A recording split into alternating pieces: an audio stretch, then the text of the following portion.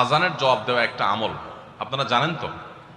মুয়াজ্জিন যা বলে তার সাথে সাথে তা বলা, তার পরপর সেটা বলা। মুয়াজ্জিন যখন আল্লাহু আকবার বলে, তখন আপনিও আস্তে আস্তে করে আল্লাহু আকবার বলবেন। মুয়াজ্জিন আবার যখন আল্লাহু আকবার বলবে, আপনিও আল্লাহু আকবার বলবেন। মুয়াজ্জিন যখন আশহাদু আল্লা ইলাহা ইল্লাল্লাহ বলবে, আপনিও আশহাদু আল্লা ইলাহা ইল্লাল্লাহ বলবেন।